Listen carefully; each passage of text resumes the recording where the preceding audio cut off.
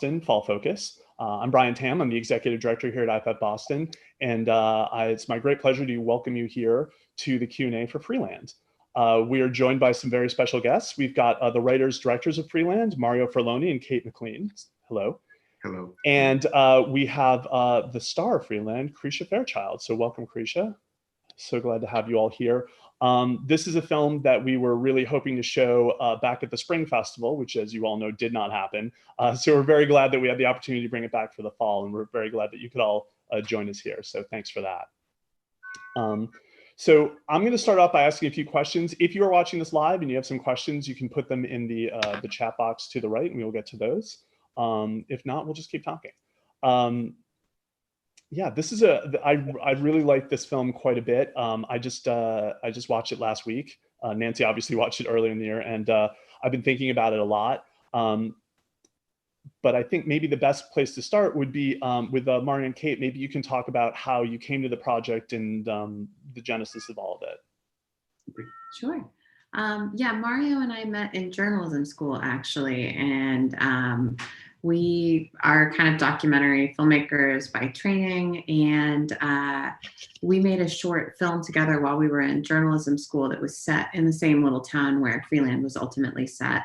It was a documentary, and in the process, we kind of fell in love with this place and became sort of obsessed with the way that it was changing as these big political changes were washing over the state of California, and sort of this interesting moment on the cusp of these big changes that, you know, this town was finding itself in. And so we started working on a screenplay, which eventually became Freeland.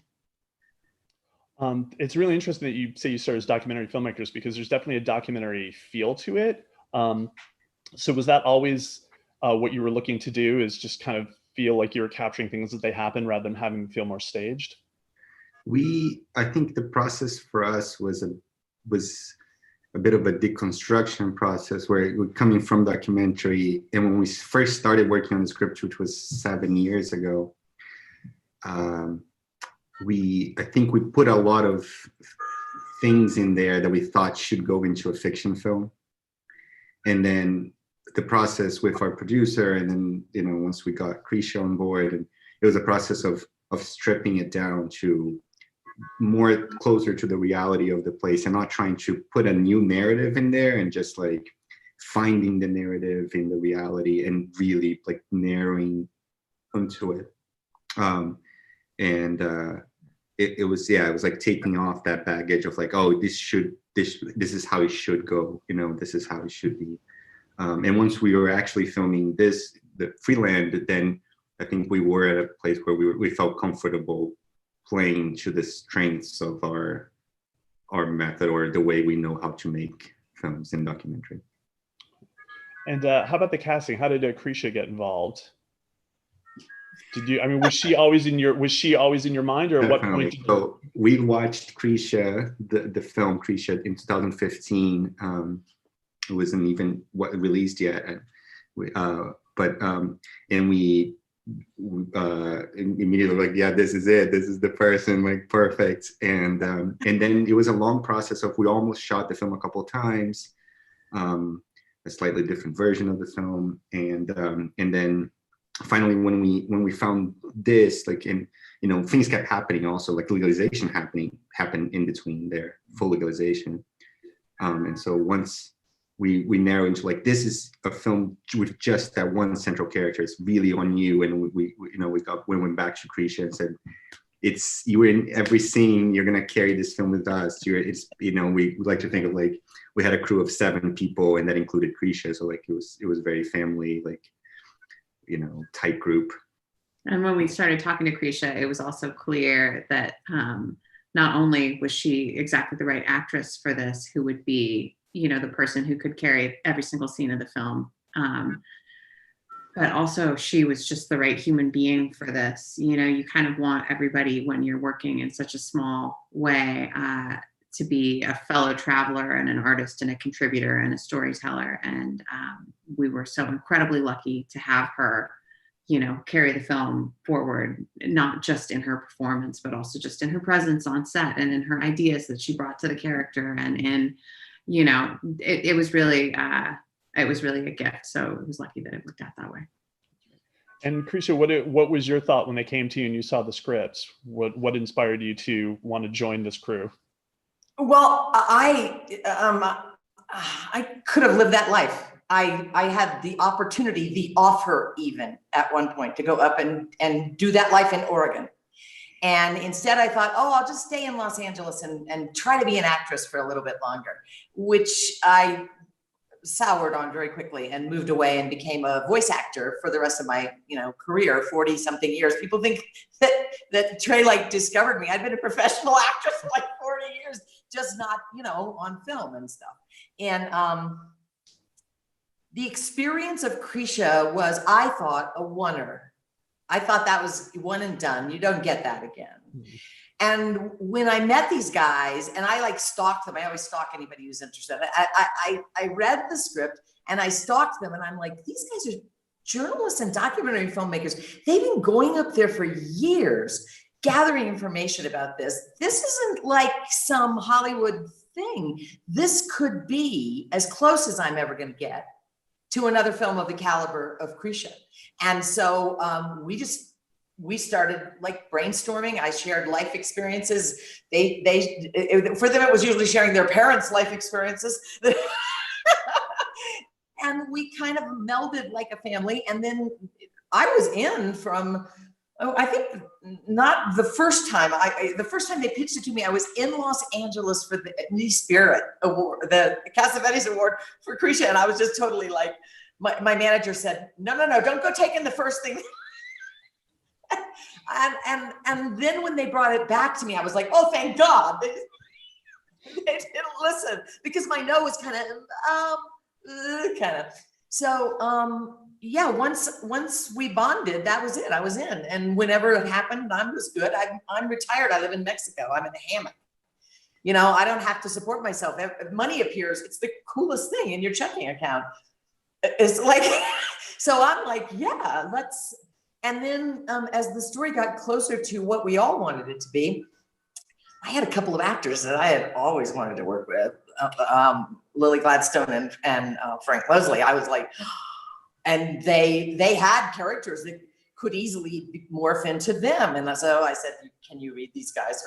And then they came up with Ray, John Craven, the guy who played my lover, Ray, who I think is, God, I think if he'd gotten the right break when he was young, he would have been like a Jeff Bridges guy. He would have been that well received and that big a career. So yeah, and then it just became, let's do it. And we were all in, A game, everybody. And you can feel it. I think, one of the things that's interesting about the casting is they are actors who are not, more well-known. They're more journeyman actors. And I think that makes them feel more lived in. I mean, I can see the story being told with somebody with a name who would take you out of it. I mean, Krisha, obviously, people know you from your great work in Krisha, but, was there ever a push or desire, or anyone kind of putting you to have someone more well-known, or were you specifically hoping to have people who would seem more real to people? I think maybe like the scripts, I think it was a process for us of getting rid of some, I don't know, hang-ups about what fiction should be like. And I think our producer Laura had a big part in helping us with that. And she works in this mode a lot. And there was this, at first, I think there's this idea, it's going to cost this much. And in order to do it for this much, you need to have X person attached, etc.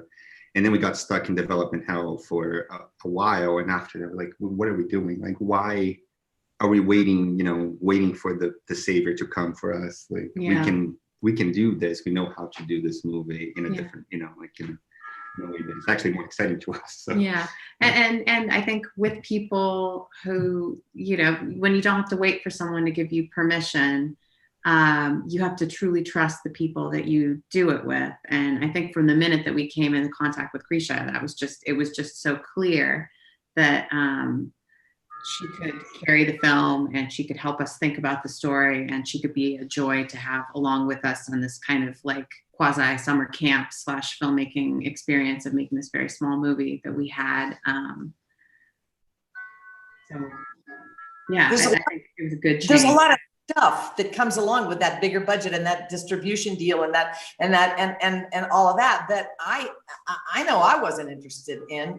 You know, I've always been that way. And these guys they're young. They have plenty of time to get to the point where they can be making multi-million-dollar films. This film should never have been that. It should have been what it was to me, where we're all living in an Airbnb together and having our dinner together every night and talking about the next day. And these guys made me coffee, some of the best coffee on the planet. They made everybody coffee in the morning, and we took turns making breakfast. And you know, that is a kind of filmmaking. And I know I always say this, but you can't fake that. You can't fake that when people are in their trailers, when people are at their hotels and then having their driver bring them to the set. You can do it real close to faking it, but not the real feeling that we had in this. And if you're doing that other way, you don't get the improv, you don't get the inspiration of the moment, the kind of stuff that we got. You know, we walked into that trimming room, and there were real trimmers there and teaching us how to trim, and they're starting their stories, and everybody was like, "Are you guys okay with being on camera?" So the story we had, as we were shooting it, just niched into all these people telling their own stories. And suddenly it was real. So you can feel it. And I'm really glad that they walked away from the bigger productions that they were looking for, because I think we all had much more fun. And as it turned out, I think we touched people more deeply with the fact that it did feel real. And there was real, you know. Before I go forward, you mentioned producer Laura Haberton, and I don't think I thanked her, and I must thank her because she was the one who brought the film to us. She's a longtime friend of the festival, so we really appreciate her bringing us this film.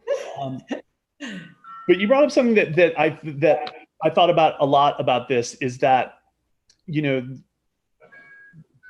there's this contrast between, you know, kind of like the natural and the synthetic almost, that, you know, you've got like a small group of farmers, almost a family, very natural, kind of just hanging out, clipping things. And then we start to see some of the other farms that have gotten bigger. And then we see the cannabis convention, which is kind of overwhelming with machinery and that cannabis meet capital sign and everything. And it kind of made me think a little bit like it's almost like a metaphor for making an independent film, because there's, you know, groups of people who are small and they're really passionate about making stuff, but they're surrounded by this industry that is so focused on money. It's almost like you're in two different industries.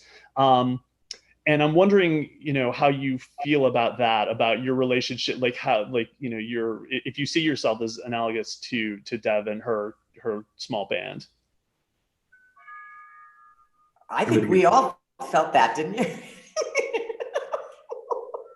Yeah. I mean, I'm just thinking about it. I think, like, I would welcome the opportunity to work in lots of different modes. And I think, you know, because Mario and I like still work in documentary in different modes and different budget levels. And then also make films like this, you know, I don't think there's one way to make a film, but I do think the process of making this film did make me really kind of fall in love with this very collaborative, hands-on way of doing this. And convinced that I want to make that a regular part of the kind of filmmaking that I do. You know, it in a world where you're also trying to make your living as a filmmaker, you know, probably not every single one can be done like that, but I want to keep coming back to it. And if I could say, I've noticed, because I've been on set for all of my nephew's films, Trey Edward Schultz, as the budget has gotten bigger, he has kept the vibe small and intimate among his people. They go out to meals together. They still do all of that stuff. And when an indie filmmaker works in another mode, as Kate says, you take with you the need to really bond with people. You're going to cast people that'll be interested in playing that way. You're going to hire crews that are interested in doing it that way. It's an echelon up. It's stepped up in the budget, but you can keep the indie vibe if it's where you started. That's my opinion. Yeah. I think I mean, I think it was fortuitous for us to start this way and not have gotten the, like, if we were making this movie 10 years ago, we might have gotten the chance of making the $1.5 million, $2 million version of the movie. And like, I feel like we wouldn't have learned this and wouldn't have been able to bring it to the next thing. We would have been intimidated by a lot of aspects of it because, you know, we wouldn't know about it. And this time, this way, we had our hands in every aspect of it. And I feel like you can, you can, like we were talking after Freeland, what we would have done if we had doubled the budget, tripled the budget, you know, and is it buying a little more time, a few more days? Is it buying rehearsal? I think we would buy rehearsal with that, right? Like a little more rehearsal time, a little more pay a little better, right? Like, and to just move like. But it wouldn't be at the level of like, all right, now we don't all live in an Airbnb together. Right. You know, I think there are aspects, like communal aspects of this that I wouldn't want to change. Right. Yeah. Yeah. And it wouldn't necessarily be like, oh, we want a techno crane and like, it's, you know what I mean? Like, it's like, what's important, you know, like, I think we can continue. And I think the big question is like for Debbie is what is the indie ecosystem in LA? It almost feels like two different worlds. It's like, what is the space for this type of movie, of handmade filmmaking, you know, like indie filmmaking, real indie filmmaking. And that's definitely right now, especially with COVID. So one of the other things that struck me is, you know, it's not a long film, but it doesn't feel rushed. You've got a real economic use of time. I feel like every moment counts, but you still have times when the movie can kind of settle and just kind of soak in the atmosphere, both of the beautiful scenery, but just also the kind of day-to-day, you kind of get a sense for how these people are living in the kind of world that's sort of eroding away. And so I'm wondering, did you have a longer film that you pared down, or were you always looking to kind of get in and make it every moment count? I don't think we really did have a much longer film. I think we always wanted there to be space for some languid moments, and we always wanted there to be space for that atmosphere. You know, that was always important. But you know, I didn't want to overstay our welcome. Yeah. You know? Yeah, I love movies that are in that 80 to 85 minute length. I love I just feel like it's so good when it works. It's just like perfect. And making your first film like 105 minutes, it's just so hard, you know, like to keep that. And when we wanted, I think like what we knew we wanted was that continuous crescendo, and then it gets to the peak and it's done. It's like it doesn't have that kind of like fall. There's no coda. There's no coda. Like, yeah. yeah. Just No is, denouement. No denouement. Yeah. Well, I certainly appreciate that. I think as you know, as a festival programmer, I think, you know, when a movie can be short, I think it kind of gives people an opportunity to take a chance on it, because, you know, if they're trying to schedule everything in, they're like, well, you know what, maybe I wasn't going to see this, but, you know, I'll give it a chance because like I can still get to the next thing. And I think that's where you find a lot of the hidden gems of the festival. So I appreciate, you know, when filmmakers are really thoughtful about, you know, telling their story and then being done with it. You know, one of the, you know, we talked to a lot of students, filmmakers, and they're always like, well, how long should our short be? And like, well, how long does your story need to be? You know, like, don't make it any longer than that. And I feel that's something that you see, you know, maybe more from student filmmakers, but you certainly see people that like, you know, you had a story that was really, you know, 15 minutes and then you made a 25-minute short for some reason. And so I think it's really good. And I wonder how much of that comes from your documentary background of just kind of taking in a lot of footage and kind of feeling like we need this we don't need as much. Mm-hmm. I definitely think that there was an aspect of documentary process to what we did, and it gave us a lot of time to think about the locations that felt evocative to us and the moments in the story that we could set in these places, and then the kinds of emotions that bubbled up in these places. Having visited and scouted and been there over and over again, it could be like, oh, the light on the trees in so-and-so's driveway gives me a little feeling of anxiety at about 4 p.m. Like, let's go back there and let's have Krisha walk along that ridge. You know, you build that familiarity with a place, and you know, it gives you an opportunity to really kind of use the real things that are happening to great effect. Or like the convention that we filmed was a real convention. And we essentially got permission to film there, bought badges for the crew and for Krisha. And then basically Krisha, it was our first day of shooting, went through that place in character. But we, you know, just kind of were interacting with people who were going about their lives and businesses, you know, probably in some of them in situations not altogether dissimilar from Devi's. So yeah, the documentary and the fictional were very intermeshed in our process throughout. And we did do like, I mean, a scene like for the editing, from an editing point of view, I think like you have a scene like that first dinner scene where they're outside. We shot that scene. We shot maybe 10-minute long takes of a lot of talking. There's a lot of overage, like, you know, we tried a lot of things. We shot maybe 6 or 7 takes of that. It was heavily improvised. And then we went back in the other room, and we probably had like, I don't know, like 24 different versions of that scene in different lengths, doing different things for the story, because it was really like a tool. You know, it was like, is it going to be about Josh here, about Josh and Devi only? Is it going to be about, you know, Josh and Mario? Like, what is the interpersonal relationship that we have to set up here? And you know, how much and how long? And then it ended up being a very condensed scene at the end of about 2 minutes. But we definitely didn't shoot it that way, right? Like the convention, similarly, we shot probably an hour worth of footage of Devi. Just very loose, as you would in a doc, and then cut it down to those like the amazing moments of like those crazy lights, you know, flashing, and the cannabis capital sign. You know? Yeah, that was.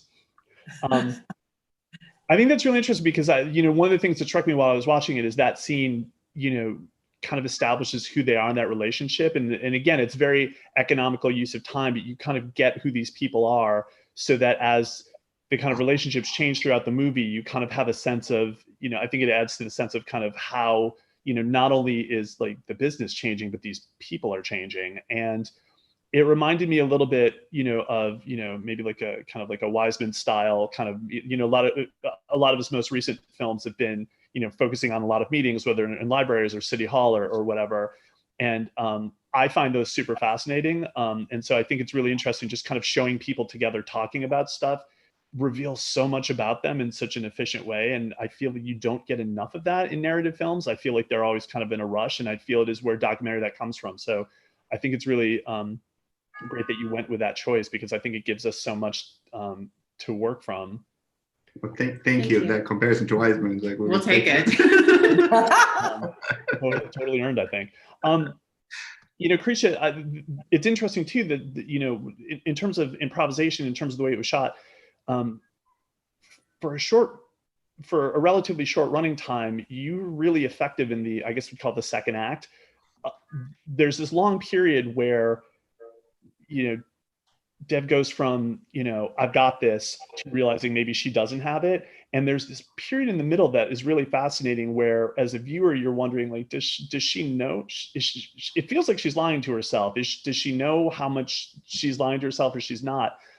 And I think it's incredibly, your performance is incredibly effective. And I'm wondering how, you know, how do you make that, how can you sustain that in a film that's, you know, maybe a little more improvisational or not totally shot? Like, how do you kind of feel that you're in the moment of, okay, now's when she kind of takes the next step to realize like she's a little bit farther down than she thought? Well, my training, well, I threw it all away after I had it, and then I kind of made up my own way. And my way is that I research the place, I research the people, I remember people that I've met, I make a lot of notes, I keep a journal, and what it all comes down to is I find who that person is and where they have to go from A to Z, and then I take my life and I go, when have I been in this situation when I had a similar kind of an arc? Or what about that person I met who was a grower? What did she tell me that she did at the point where da-da-da? So I get the arc thing going, and then I mark my script. Kate just loved this. My script is always, because you're never shooting completely in sync, the beginning of every scene has what the last thing before it was and what the next scene is right on the page. And I'll have it with me and I will track it. And when I come to set, it's like, okay, so this scene, all right, so the thing just before this that happened to her in time, in real time, was this. And she said this to them and they said this to them. Yes, okay, good, I'm ready. And then you just go into the now and you have to find what she would be feeling and what would be happening. It's very interesting what you say about the lying to herself. I'm about to be 70. Women of my generation, I graduated from high school in 69. I was on a sister school to Kent State when it happened. I was a anti-Vietnam War activist when Jane Fonda was Hanoi Jane. You know, women of my generation knew we had to be strong. We were the ones who challenged the glass ceiling and liberation, women's liberation. But a lot of times we had to pretend that we were that strong because everything in our life, aside from Girl Scouts was the only true thing that happened to me as a child that made me feel my worth as a woman and my power as a woman. In every other way, every piece of training that I had, back off, don't show what you feel, manipulate, don't be honest, don't, use it, baby, use what you got. To build this character, I had to remember that she had rebelled a lot earlier than I had from all that. When she was in her 20s and she got up there and she felt this life, she said, fuck that shit, I'm not going back to that. And she probably cut from her family. That's the choice that I made. She alienated herself from other people in her life to do this. So she had to bluff to herself to make the life she had made. You don't think she's going to stop bluffing when people are trying to take it away. She's going to be bluffing even harder. So that's why the times when she really has to face reality are that crushing and that shattering to her is, you can't be in denial. There's good denial and bad denial. She was in the kind of denial that gets you up the ladder, and not the one that holds you down. So that's how I look at it. Is yes, that's a very perceptive comment that no one's ever discussed with me, but she absolutely was bluffing herself through the whole thing. I think that makes a lot of sense, and I feel like the relationship she has with Ray is so poignant, and just the way that it feels like he's almost like the last thing mooring her to that life. And when they kind of go back to the commune, it's just such a moving scene, because it's sort of, it encapsulates for us, everything that's lost. And I think there's obviously like a bigger metaphorical sense where it's, like everything of the natural world that's lost when, the corporations come in and kind of, you're not looking this as like, we're tending to plan the earth, and it's more like, there's this machine going on. And so how much of that, I guess that's not a question, that's just me saying that I really like that scene, but let me turn it to a question, sorry. How much of the kind of scene around there in Humboldt County informed this idea of, these are kind of these former hippies who are kind of, they've stood up through all these things, but it's finally getting to the point. I mean, it's almost she lived through this whole life while, pot farming was illegal without any problems. And as soon as it becomes legal, that's where everything falls apart. Crazy, huh? The outlaw trip worked. And then when they suddenly were legal, everything removes itself. I have always been very fascinated with exes who stay friends, exes who remain in contact with each other. And I loved the nebulousness that they allowed us to have with that relationship, so that when they do walk into that building, you are saying to yourself, who have they been? Was this where they were young? When the story about I felt a lot of that while I was up there. I felt a lot of the history of the people in the health food store and in the markets. They'd all known each other forever. Everybody's in everybody's shit. This is a small town, even a small county, and yet they were respectful of each other, of each other's status. And I knew there was a huge hierarchy, and I'm sure you guys saw that in all your trips, a hierarchy of the sellouts. That's horrible to say, but seriously, the people who went, we're going to lose our shirt if we don't sell right now, or the people who were like, damn it, I built this by hand, I'm staying. And I think Kate and Mario did so much research about that they were able to present us with, pick a grab bag of kind of relationships that you see around you up there, or that you've known in your life, and bring it to the table, and we'll write it in, and it'll work. And that's, to me, why the commune scene is so moving. First of all, the commune where we were shooting, the woman who facilitated, Claire Wisewood, who is a filmmaker who was our facilitator, she was raised there. It was the commune she was a child on. Mm-hmm. And so we knew it's like we could hear voices when we walked into that place. We literally felt the energy of the life that we had been there, because they had done their research. She had she'd shown us the archival, we'd all seen the archival footage. And so, yes, it's damn magical, because it was magical in the moment as we were all there. Yeah, the way that scene was shot is similar to the convention scene. We drove there. It was an hour and a half on the dirt road driving up there. And we got there, and that nobody had gone into that commune for a few years. And it's a real place, a lot of history, with like books that are still there, going back to nature, basically. A lot of like rat poop. A lot of rat poop as well. And then Debbie and Ray entered that space, and we were there, like capturing the moment of they were their first experiencing that place. And so I think that's, and again, we shot maybe like an hour worth of footage in that way of just exploring the place, and then cut it down to the scene. Yeah. Yeah, I think it's so affecting, because I think even more than the convention scene, I think it really gives that, just the, everything that's been lost, and that it made me think a little bit of that 100 Thompson line about where you could see like the high water mark where, we felt, I'm misquoting it, but I think you know what I mean. And it just really kind of gave a sense of everything that they'd kind of fought for and was sort of disappearing to that. I think this is, so we have a question, this is a bit related to that. So there's a question if you've screened in Humboldt County yet, and if there's been any reaction from the people there.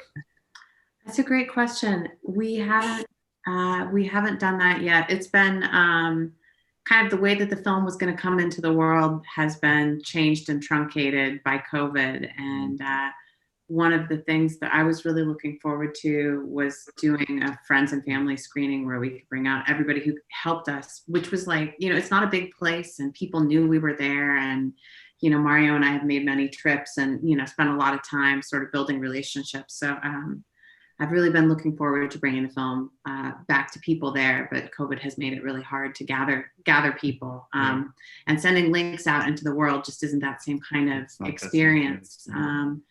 Yeah, we're really curious. We're really curious to see what's going to be, for people who are in a similar position from Devi, like if it's going to be a cathartic experience and pleasantly so, or painful, or too painful to watch. We don't know. We don't know what and of course like the people, like of course they'll find like, oh, but that's not how we do things, etc. Or like that guy can't really trim very well.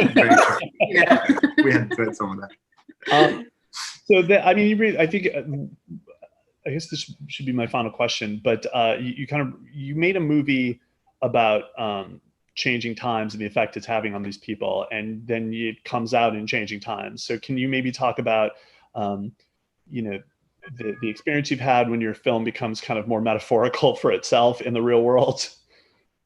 Yeah, I don't know. For me, the goal, I think when Mario and I write together, is to do something really specific that's very deeply informed by a real lived-in world, but in a way that feels universal and human in terms of the character. And so when we made the decision to really focus the story around Debbie, we sort of set out to tell a story about universal human loss, about getting older, about legacy and how that feels to have the world shifting under your feet.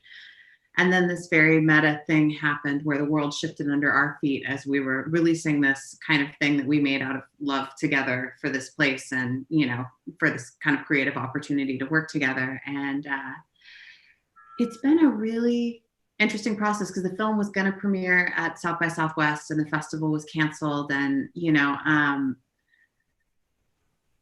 we didn't really know how it would feel for people to watch Debbie's story in this moment when a lot of people are going through huge personal losses. And I felt a little scared that maybe it would be too much to see this experience that Debbie is going through when many people can relate to that. So many people, small businesses are being horribly affected right now. And the response has really been quite the opposite. I think there's something very cathartic about Krisha's performance and very special about Krisha's performance that people relate to right now. And so in some ways it's like this moment when everyone is laid a little bare is a time when it makes sense to watch the film, which is not something that I ever would have predicted, but here we all are. I would agree with that. I'll say one of the things we talk about a lot here at the festival is, Roger Ebert's notion that film is a machine that generates empathy. And I feel that, the best way that we have to understand what it is to be other people is through art. And I think that helps us understand who we are. And so I think it's really, I'm very happy that you made the decision to kind of get it out into the world. And, I know it's played a lot of festivals. I know it's won a lot of awards. So I think that's kind of just an indication of the impact it's having on people. So I want to thank all you guys. I guess I should remind people who are watching this that you can still watch Freeland at IFF Boston through Tuesday, November 3rd at 10 a.m. So please, if you're watching this before you watch the movie, please watch the movie. It is really moving and I think very relevant to today. And I think I think it's important that we keep seeing these stories of real people in the real world. And so I want to give huge thanks to Krisha Fairchild for starring in it. And of course, to Mario Furloni and Kate McLean for writing and directing it. And thanks for joining us. And thanks to everybody so much. Thanks, Brian. Thank you. Thanks, everybody. Thanks, guys.